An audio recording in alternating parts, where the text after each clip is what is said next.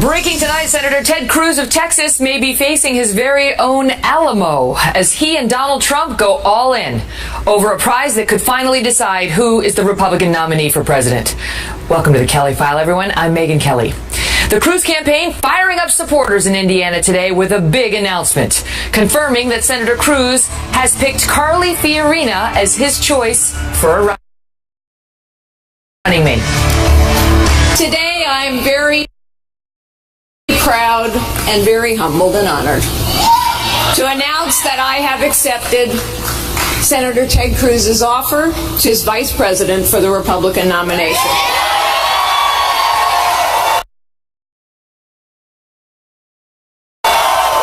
Ms. Fiorina will be joining us later this hour for her very first primetime interview since the announcement today. Trump is holding a slight lead in the Real Clear Politics average of all polls from the state of Indiana. And if Cruz does not win the 57 delegates up for grabs in less than a week there, the political analysts are saying Donald Trump will effectively become the Republican nominee for president.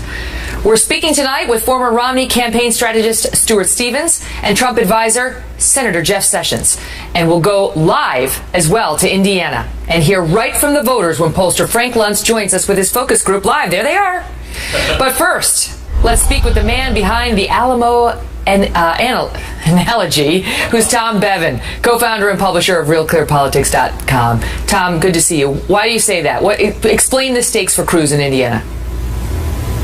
Well, he was mathematically eliminated last night, Megyn. I mean, this is it. These 57 delegates. He can't get to 1237 just by voters prior to June 7th. Correct. And so really, if you do the math and you look at the contest from here on out, the only realistic chance of stopping Donald Trump from getting to that 1237 number is Cruz winning in Indiana next Tuesday. And he's within striking distance, but even that might not be enough, depending on how the rest of the contest plays out. But it all starts next week. If Cruz cannot beat Trump in Indiana, it's going to be over. I think Trump will easily get to 1237. How does Indiana decide its votes? I mean, is it winner take all? How does it work? It's 3 per congressional districts, nine congressional districts, so 27 that way, and also then 30 for the winner, whoever wins statewide. So it's really important that Ted Cruz wins statewide, and he wins as many congressional districts as he can, and takes the lion's share of those votes, if not sweeps them all. I mean, that's obviously the best case scenario for him. He's doing everything he can. He has this alliance with Kasich, in which Kasich basically pulled out of all of his resources out of Indiana and left it to Cruz and Trump. How does he look there, Cruz, right now? Because the last poll showed Trump up, I think, 8 points in Indiana. Yeah, the Fox News poll that came out, we had 3 polls that came out the middle of last week, and they had Trump on average up 6 points, 39 to 33. And we're dying for some new numbers to see, because this pact was announced on Sunday, so we don't know. In that Fox News poll, interestingly though, they did, you guys did a matchup, just Trump against Cruz without Kasich, and that was 2 points. It was 46-44. One of the other problems, Megyn, is that people have been able to early vote in Indiana since the beginning of the first week of the month, and more than 140,000 votes have been cast. About 68% of those are Republican, and a lot of those folks, or at least some of those folks, have already cast their vote for John Kasich. And so if this race comes down to a few thousand votes, that could end up being a deciding factor. Obviously Trump has the momentum, with his 5-state sweep last night and New York State the week before. But a lot of people say that Indiana is more tailor-made for Cruz than it is tailor-made for Trump. What say you? I say it's pretty evenly divided. I mean, certainly, without question, it is better suited for Ted Cruz than any of the states that he's had since Wisconsin.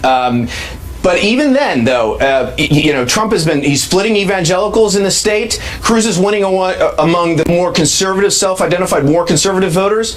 But it's neck and neck there, I think. And again, momentum and context matters. And so we'll see if we get some new numbers, hopefully in the next 24, 48 hours, how that plays into, where this thing is headed next Tuesday.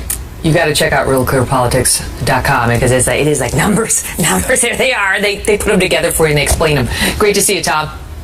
Thanks, Megyn. Joining me now with more, Stuart Stevens, former Mitt Romney campaign strategist and author of the upcoming book, The Innocent Have Nothing to Fear. Stuart, good to see you. So I mean, it is. Indiana is a make or break state for Ted Cruz. He cannot lose there, correct?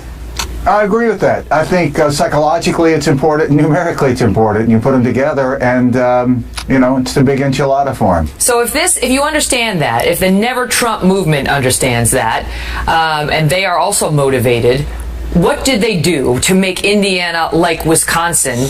But it doesn't have the talk radio to sort of make those inroads. They don't have a governor yet who's endorsing Cruz. So how do they make Indiana look like Wisconsin?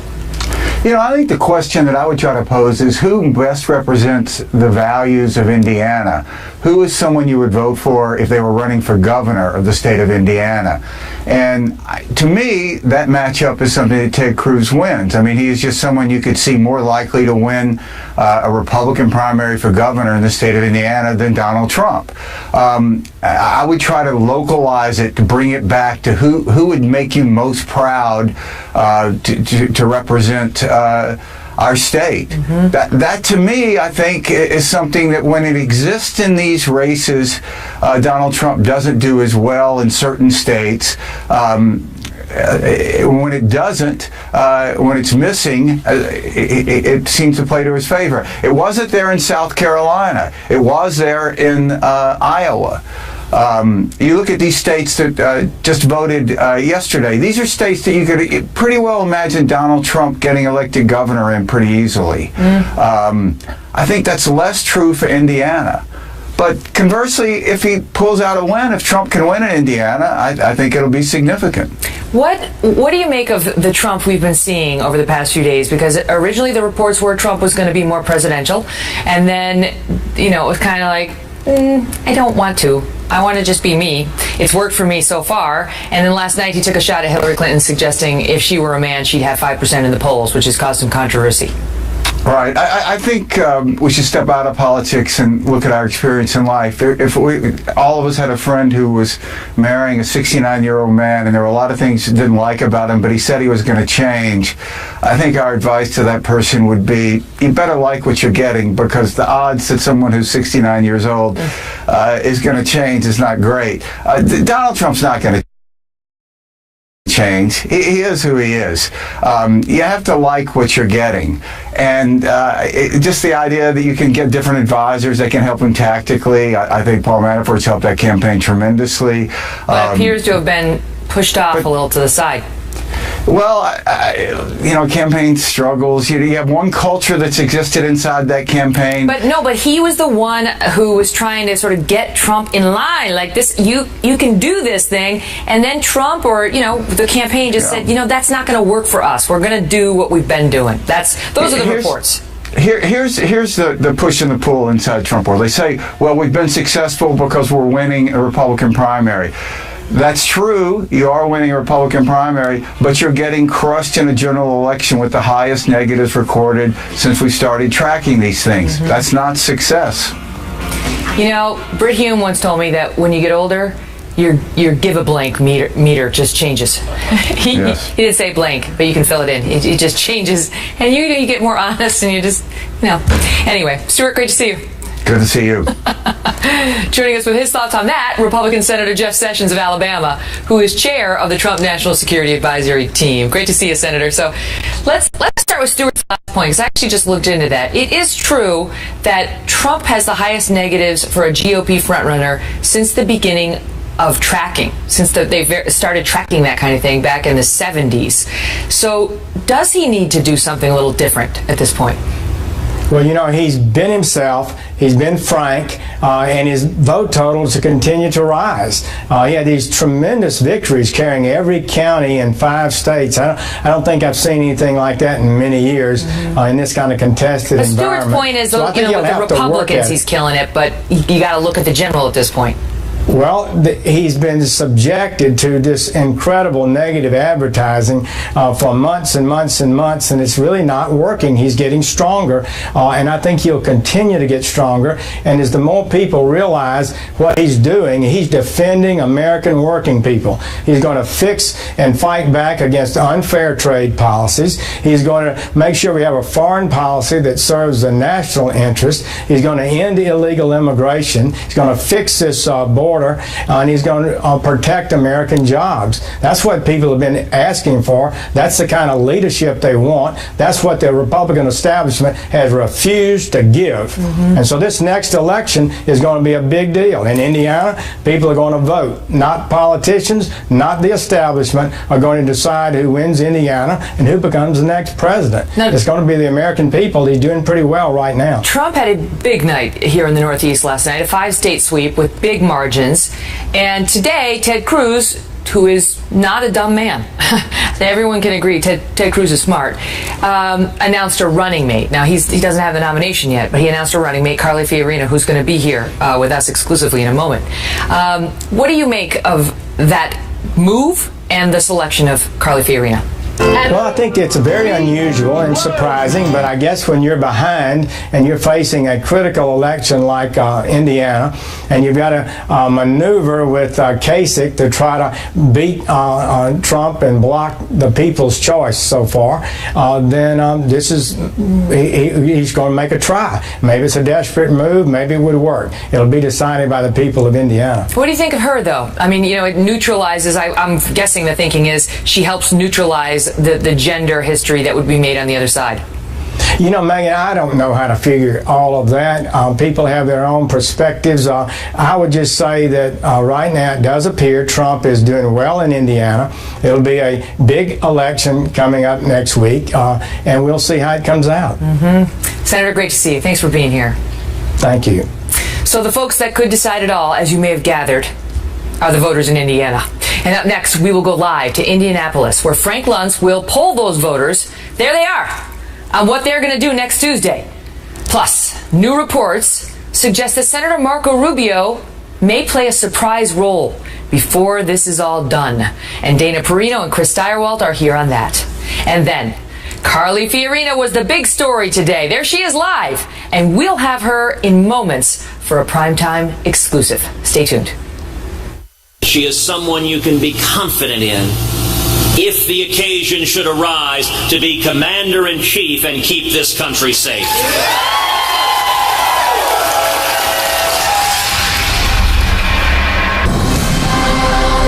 Breaking tonight, in just the last 24 hours, we have seen reports that the Cruz and Trump campaigns, along with various political action groups, have committed to spending more than $4 million on political advertising just this week in Indiana. The vote's on Tuesday, and you can bet that number's going to grow. Tonight, we're going live to a special Frank Luntz focus group to hear what the voters in Indiana think about these candidates and the critical role that now falls to them. Frank, take it away. Megyn, they're excited to be here, and they're excited to be the decision makers. First question for you all. You're aware, obviously, of the Kasich-Cruz compact, correct? Yes. By show of hands, how many of you are bothered by it? That's an awful lot of people. What's the problem? It's backroom deals. They don't really care about what's going on with us, the voters. But isn't it just like what politicians do to help themselves get elected? And that's why we don't want them. Do you have a problem with it, Jessica? They really, if they were going to do this, they should have done it a long time ago. If they were really going to stop him, it's way past time to do that. It looks desperate. Yeah. It looks desperate? How does it look desperate? Again, if they were going to do this, they should have done it a long time ago. Now it looks like they're just grasping at straws. Yeah, same old problem. What's in the back? Supposed to be the Republican Party, and these two people on the guy's team are colluding against him to knock him out. What's with that? And colluding against the will of the voters, in my opinion. That's pretty strong. Do you think they don't care about you? Do you think these candidates care about you? No, they care about themselves. But they've been campaigning, and they've been spending money, and they've been engaged, and they all were here today, and you don't think they care about you? You have to take out of consideration what these men have done in the past, from their time fighting for the Constitution, fighting against Obamacare, fighting against amnesty. You have to negate all of that to say they don't care about us. They took on the entire Washington establishment for us for the last several years. But if everyone is fighting and fighting and fighting, then we find that nothing gets done. So, that's one of my fears is that if we get someone in there that cannot get along with anyone, then we're going to end up with the dysfunction that we've got right now. And who do you fear the most that can't get along? Ted Cruz. Ted Cruz? Go ahead. Yeah, Donald Trump knows how to make a deal, and he's talked about compromise, and that's just the way you have to do it. We've watched Cruz do nothing. We've watched Kasich side with the establishment. We want someone to represent us, and Trump will do it. Kasich was in the Bill Clinton White House. I mean, he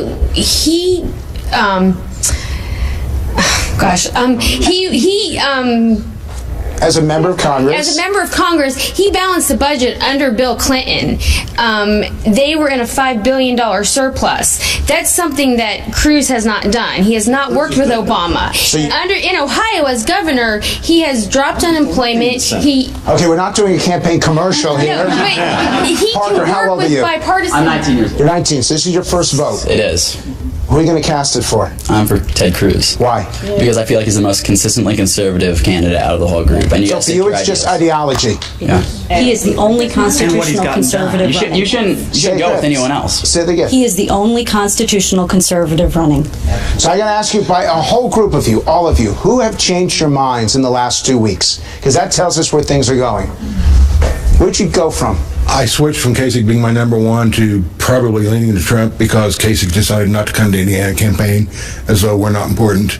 Him and Cruz have combined together for each other's benefit and not for ours. But he did that for you to support Cruz here. I was never going to support Cruz as my first choice to start with. Who else switched? Why'd you switch? I switched from Kasich to Trump because Kasich, Cruz have proven that they can't win a national election. Who else switched? Why'd you switch? Because Cruz doesn't tell it like it is. I think he's lying to me when he's talking to me. That's how I feel as a person and a voter. So when Donald Trump uses the phrase "lying Ted," I believe it. You believe it? I believe it. That doesn't bother you? What has Ted Cruz lied about again? That's what I want to know. Well, let's start with Iowa when he told everybody, all of the Ben supporters, that he's going home to Florida, and then he ends up winning Iowa. He has never apologized for that. I mean, come on. No, he hasn't. No, he hasn't. Was there proof that he was? Okay, hold on. Was there proof? This is Indiana. Indiana's respectful, right? That's right. Who's your values? There was never proof that he had any fault in that. It came from his campaign, and if he's a leader, he's got to take responsibility. The buck stops with the leader. Do you guys agree with that? Yes. Yeah. Go ahead. Here's the thing. He did apologize. If you watch the debates, this is in the back. I don't want to have this battle over Iowa because we're here in Indiana, but I want to make this point, Megyn, which is that even though we are moving towards the final decision of who's going to be the nominee, that they are more divided than in most focus groups I have done, that there is more animosity, and I'm wondering whether these people are going to come together. Are you going to support the nominee? Yeah. You are? No. So there's no issue there? No. Who's the most electable of the three? Which one is most likely to defeat Hillary Clinton? How many of you say Trump? Now, you know that Trump is not doing as well in the polls as either Cruz or Kasich, so why do you think Trump is most likely to win? I think the media has sabotaged Trump. I think that they ran lots of negative ads on him, and they made him into something that he really isn't. He's not establishment. That's what I like about him. Partly going along with what she said, I went to a rally with Trump in Ohio, and they talked about all the protesters. There were very few. It was very respectable. I sat with all professional people. I also went to the Greta show tonight, all professional people, and I went to the rally last Wednesday. And again, it was all professional, and it was young, old, black, white, but the media is portraying a certain type of blue collar, uneducated voter that goes to Trump rallies, so and let's that's ask not that the question. case. How many do you think the media is against Trump? Oh. So on that, we all agree. No, I disagree. I firmly disagree. Okay, go ahead. Certainly Fox News, I think, gives him more time than any other candidate. That's ratings. Well, he is. He's good TV. That's what it is. It's all about ratings. Okay, the reason Trump can do it, Trump's the toughest guy. That's why he can beat Hillary. He's the toughest of the candidates. Ted Cruz is a nice guy, but we don't need any more nice guys in the White House. We need a tough guy in the White House. Somebody that's not afraid to say what they think. Go ahead, Angela. Trump is winning, and I think the main thing is how can they expect Kasich and Cruz to win when they can't even beat Trump? They have to be in the primaries. How can we expect him to beat Hillary? Numerous polls and numerous conservative pundits out there that have said that Hillary will beat Trump. And there's no way. One of the things that we believe here in Indiana is in Hoosier values and Hoosier hospitality.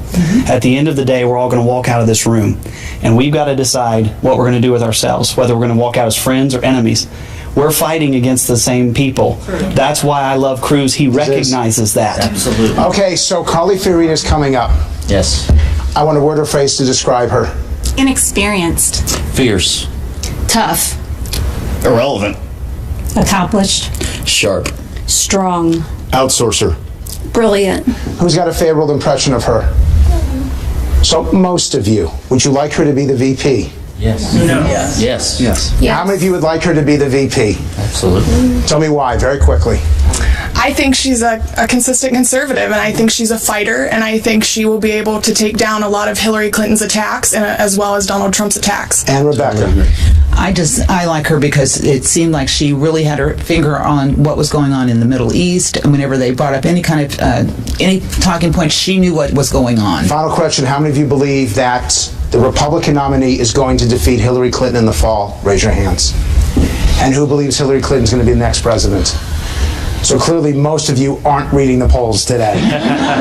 Megyn, it's a tough group. It's a tough time here. They know that it matters, and emotions are pretty high, but I like what Seth said right there, which is I do believe that when this is done, they're going to walk out friends, they're going to walk out allies, and they're going to back whoever the nominee is. Good for them. Back to you. Responsible citizens, and they got a lot to weigh. Thank you all so much, and Frank, thank you too. Well, breaking tonight, she is the first vice presidential pick of 2016. You can hear the voters in Indiana love Carly Fiorina, and she will be here right after this break, live on The Kelly File. Plus, new fallout tonight after Donald Trump goes after Hillary Clinton. We'll show you what has happened after this. Frankly, if Hillary Clinton were a man, I don't think she'd get 5% of the vote. With Megyn Kelly. And breaking tonight, the first vice presidential pick for 2016 has been called. Today, Senator Ted Cruz announced that he will now share his ticket with the former GOP candidate Carly Fiorina. Cruz made the big reveal this afternoon to cheers and applause from his Indianapolis supporters, but it was Carly Fiorina who stole the show, rounding out the event with a widely praised acceptance speech. Her message? Watch. This is the fight of our time. And I believe Ted Cruz is the man to lead that fight. And I am prepared to stand by his side and give this everything I have to restore the soul of our party, to defeat Donald Trump, to defeat Hillary Clinton, and to take our country back. Joining me now, Republican vice presidential candidate and the first vice presidential pick of 2016, Carly Fiorina. Carly, great to see you again. So thanks for being with me. You know this is odd because Cruz doesn't yet have the nomination, and as you pointed out earlier, this whole election has been odd. But what do you say to those like Trump who say it was a desperation play by Senator Cruz? Well, of course Donald Trump would say that. Donald Trump has been trying to say that Ted Cruz should get out of the race for a very long time. The only thing is Donald Trump hasn't won this nomination yet, despite so many people in the media just wishing it would all be over and he would be our nominee. But as I said in my speech, I do think this is about the soul of our party and the future of our nation.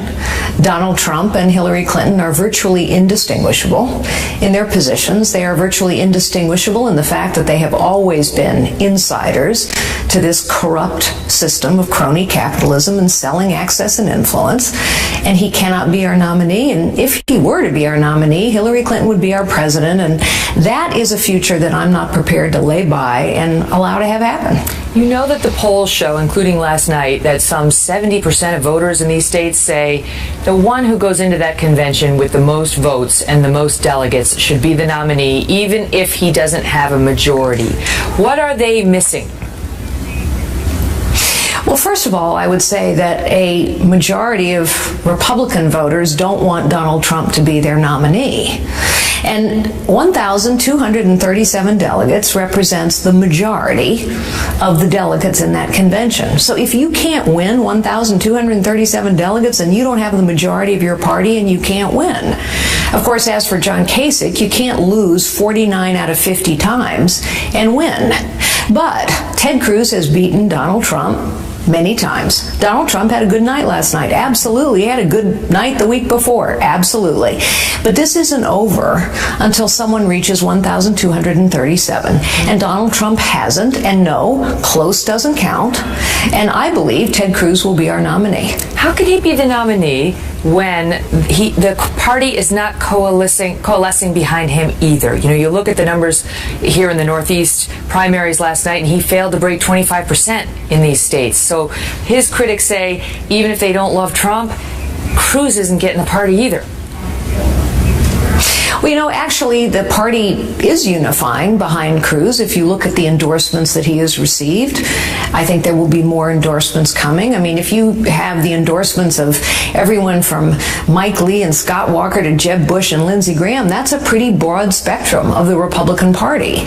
What is also true is the majority of Republican voters don't want Donald Trump as their nominee. And the thing is, Donald Trump tends to win in open primaries, but he tends to lose in closed primaries. And I thought it was Republicans' job to elect our nominee. I think the point of today's announcement is to make crystal clear what the choice is. On the one hand, you have Cruz and Fiorina, two proven conservatives, two proven fighters who actually know what this fight is about: our jobs, our prosperity, the possibilities and potential of our nation, our liberties and our security. And on the other hand, you have Donald Trump and Hillary Clinton, who are two sides of the same coin, who are the ultimate insiders, who have played this game all their lives. And I think what Hoosier values mean is that people understand that someone's character is revealed in the pattern of their life, not in what they tend to say behind a podium when they're looking for a job. Hillary Clinton says whatever she has to say to get elected, so does Donald Trump. The pattern of his life reveals who he actually is. What do you make of, he's in some hot water in some circles today for suggesting that Hillary Clinton would be at 5% in the polls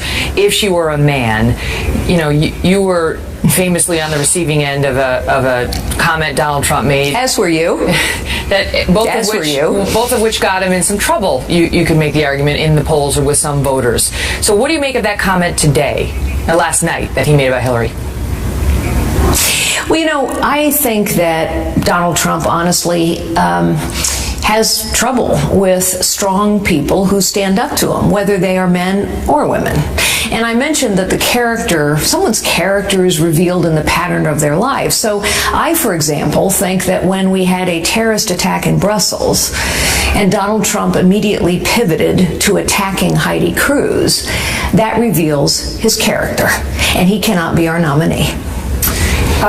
Now, the Drudge Report tonight is raising questions about you that I want to ask you about. They point out that in June of last year, a Ted Cruz-affiliated super PAC gave your super PAC $500,000 at a time where you were at 2% of the polls.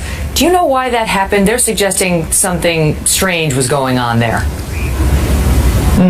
Well, you know, the last time I looked, what super PACs do, they're not coordinating with candidates by law, and most super PACs give to a variety of like-minded candidates. I think there's been no doubt to anyone who's been watching this race for a long time that Ted Cruz and I are like-minded. We agree on virtually every position. We are both conservatives. We are both fighters who have challenged the system. So I don't find it particularly unusual, but I don't know the particulars of it. I'll ask you the last thing. Of course, you ripped on Ted Cruz in the primary season, as every vice president is like. I hate to make too big a deal, because it always happens that the candidates rip each other to shreds, and then it's like, welcome to the ticket. But do you want to take any of that back, that he's too divisive to be president, that maybe it was a legitimate question about his Canadian citizenship? I'll give you the last word on it. Well, first of all, I think it's an exaggeration to say I ripped him to shreds. Secondly, you're right. In the heat of a presidential campaign, it's like in the heat of a basketball game, you know, you make some fouls. But here's what I would say. I have been with Ted Cruz for the last 7 weeks. I've come to know him well. And what I've come to know is a man who is what and who he says he is. He actually believes what he says. He has practiced what he says. He has convictions and principles and values that have been consistent throughout his life. That is not true of Donald Trump, and it is not true of Hillary Clinton. And what I see, based on the people who get on that bus with us, is a guy who unifies people. He also happens to be a fair amount of fun. So what I am proud to say tonight is that I'm proud to stand with him in a fight which I think is all about actually the nation and not about Cruz or Fiorina or Trump or Hillary Clinton for that matter. It's about what works. And what we know doesn't work is crony capitalism, a corrupt system, and the wealthy, the powerful, and the well-connected who use that system to get ahead, and that defines Donald Trump and Hillary Clinton. Carly Fiorina, great to see you again. Thanks, Megyn. All the best. Coming up, Senator Marco Rubio says Donald Trump has his backing if the GOP frontrunner secures the nomination. And where else might that alliance go? A bespectacled Chris Steyerwalt and Dana Perino join us next on that. Mr. Trump, yes or no? I'll support Donald if he's a Republican nominee, and let me tell you why. Because the Democrats have two people left in the race. One of them is a socialist. America doesn't want to be a socialist country. The other one is under FBI investigation. Every insurance policy has a number. Moments ago, you heard from Carly Fiorina on her decision to join Ted Cruz's campaign for president. Now some questions are being raised about another former presidential candidate, Senator Marco Rubio, and where his support now stands. The senator sparking intrigue, I tell you, after these remarks about Donald Trump. Look, let's not divide the party. You have someone here who has all these votes, very close to get 1237. Let's not ignore the will of the people, or they're going to be angry. If indeed it is Donald Trump, will you support him? Yeah, I've always said I'm going to support the Republican nominee, and that's especially true now that it is apparent that Hillary Clinton is going to be the Democratic candidate. Joining me now, Chris Steyerwalt, Fox News' digital politics editor, and Dana Perino, former White House press secretary under President George W. Bush and co-host of The Five, also author of And the Good News Is. Well, that was a ringing endorsement. I mean, that's the thing, though, that Rubio soundbite we just listened to, he sounds more enthusiastic than he has, Chris. More enthusiastic than he has. Well, last time it was like, it gets harder every day. So you're saying he was more enthusiastic than when he was making fun of Donald Trump's anatomy. So well, even thereafter, he was unhappy with I know, but that's setting a pretty low threshold. And I think Marco Rubio is probably representative of what you'll see in the Republican Party for about a third. I think you'll have a third that is totally like Trump, de la Trump, Trump, and then you'll have a third that is anti-Trump, or a third or less that'll be anti-Trump, or will make they will withhold their endorsements or be never Trump folks. And then I think you'll probably have another third, roughly speaking, in the middle that will take a position like that, which says, I comply, I welcome our insect overlords, and let's talk about how bad Hillary Clinton is. It's like Thiessen, Mark Thiessen. I said, would you vote for Donald Trump? Because he hasn't been a big fan. He said, as I like to say, I'll walk off that bridge when I come to it. Dana, let me ask you, do you think there's any truth, any possibility that Marco Rubio is gunning for the VP slot? I think there's a lot of people who think so, but based on a couple of conversations that I had today with people who know him well, they don't think that that is the case. In fact, it was just a few weeks ago that Marco Rubio was on Mark Levin's radio show, and he said that he thinks that a conservative should be the nominee, and that the remaining conservative in the race at that point was Ted Cruz. Now, he didn't come out and endorse Ted Cruz either, and I don't think that Marco Rubio is gunning to be anybody's vice president at this point. I think that maybe he's looking beyond, like maybe to the future of whether or not he wants to run again, if at all. Steyerwalt, if Rubio wanted to be Trump's VP, let's just, walk down this hypothetical lane for a moment. What could he do with his delegates that would be helpful to Donald Trump? Well, he could start by having more than John Kasich, and he does do that. But what could he do for Donald Trump or more likely Ted Cruz? I think if Marco Rubio decided he really wanted to help somebody, I think Dan is 100% right that it would be much more likely to be Cruz, who's a conservative like Rubio. I think that's much more likely. What he can do is he can peel back some round by round. State by state rules control whether or not a candidate can unbind his delegates in that state. Rubio could unbind some first round. He can't direct them to vote for any candidate. He can just free them up to do it. Like Born Free, he can just release them into the wilderness. And if you love it, blows. Okay, Dana, what about Carly Fiorina? Well, I think that there's a couple of things. I think that if you wanted to change the media narrative for the day, you were able to do that. Ted Cruz was able to do that. I think that he will benefit from having her on the ticket, especially in Indiana. I shouldn't say on the ticket. There is no ticket. I know, the imaginary ticket. He's 400 delegates behind. Right. So it felt, some people have said too little too late. I said it might be too little too early because it's not quite at that point. He However, understands the importance of Indiana. I think that you pick a vice presidential candidate for a couple of reasons. One, because you trust them, and by all accounts, they get along very well. They're of like mind when it comes to constitutional conservatism, and she can bring a crowd.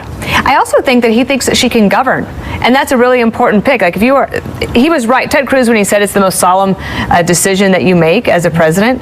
That's true, and I think he put a lot of thought into it. Does it help him in Indiana? Maybe, in terms of getting some enthusiasm out there, but I think that 98% of the people, when they go to vote, they vote for who's at the top of the ticket. It might help in California, too, where she, maybe a little bit, yeah. She's from. Styrewell, your thoughts on Carly Fiorina and the decision to put her on the ticket? The imaginary fake 400 delegates behind. It's not a ticket, it's a slate. It's a slate. These are the people he says you ought to vote for. Look, I think it is, from a Trumpian media point of view, good, because it broke the narrative for today, because otherwise the narrative today would have been, everybody in the establishment press would have said, Trump, it's happening, and everybody shut up. So he broke the spell, and so that did something. And the other thing is, they like her. The Republicans like her. And why, if you're Ted Cruz, why the heck not? I have to ask you before I let you go, did you suffer some Hillary Clinton-esque concussion, like with the glasses, like we saw her give the testimony in Benghazi first time around? Whatever concussions I have suffered are not related to the spectacles. These are a result of pollen, and I can't wear my contacts, so it's glasses for you. Mystery solved. Very debonair. Great to see you both. Thank you. You bet. Great to see you both. See, I have Dana Perino here, so I just have to tell you a seeing joke really quickly, because she gave this to me for my children. Why did the chicken fall into the well? Why? Because he couldn't see that well. Corny jokes, this should be a segment on the Kelly File. It's a great one. Moving on. Is it Friday? No. After putting himself one step closer to the GOP nomination with a sweep of last night's contests, Donald Trump takes dead aim at the presumptive Democratic nominee, Hillary Clinton, questioning how she would be faring if she were a man. Robert Zimmerman and David Wohl are men, so we're going to ask them about that next.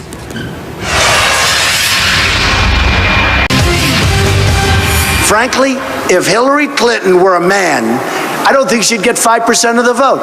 The only thing she's got going is the woman's card. And the beautiful thing is, women don't like her, okay? Donald Trump getting in some trouble for that remark, fairly or unfairly. Robert Zimmerman is a Democratic superdelegate. David Wohl is a Trump supporter and attorney. Good to see you both. Good to be with you. Robert, your thoughts? Look, the issue is not whether Hillary Clinton's playing the women's card. It's that Donald Trump's not playing with a full deck. He has got negatives amongst women amongst women voters at 60%, according to USA Today, 66%. Gallup puts it at 70%. He's losing every national poll to Hillary Clinton between 8 and 11%, and losing states like Arizona. And now Hillary Clinton's tied in Utah and Mississippi. This candidacy has no message, no principles, and ultimately, the hate mongers have one card to play, and that's called the Trump card.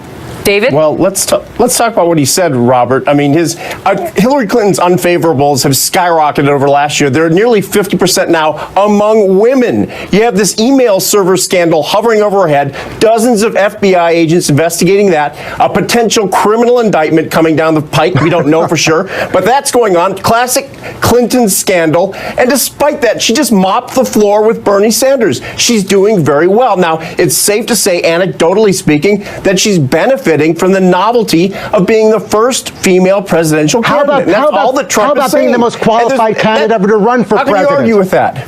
How about being the most qualified person ever to seek the presidency? She clearly is as a former senator and secretary of state. Her ideas Go ahead, Robert. And David, let me just point out to you, if you want to look at her standings with women versus Donald Trump, in every poll, from the Wall Street Journal through every other polling source, she's beating Donald Trump amongst women by 30 points or 27 points. Robert? Go ahead, David. When is the election? The election is 6 months from now. And what are the issues? When it comes down to the issues of national security, the border, jobs, Second Amendment, women in the end are going to agree with Trump's core issues. It's not going to be a matter of gender, this gender versus that gender. He's got 6 months to drive that in, and you're not going to be able to separate people and drive a wedge between men and women. The reality is Trump has better ideas. Clinton does have the fact that she's a novelty of the first woman. That presidential stature is really working well for your campaign. But let me just ask you, David, are you suggesting that Hillary Clinton's only credential to be president is that she's a woman? No, I'm suggesting that helps her, Megyn. There's clearly women who will vote for her because she's a woman, and that's understandable. I think Trump understands that. He's saying that gives her a big benefit until at least the issues are debated. I'll give you the last word, Robert. Okay, 10 seconds. let's be very clear about this. Hillary Clinton's winning in every poll against Donald Trump, winning by record numbers in states we've never been competitive in because of her issues. But Megyn, as long as you're our Queen of Hearts, we're fine. Great to see you both. Bye, guys. We'll be right back. Tomorrow night we'll have Charles Krauthammer and Anderson Cooper. Oh. Yes, from CNN is coming over here to the Kelly File. Set your DVR right now. We'll explain tomorrow.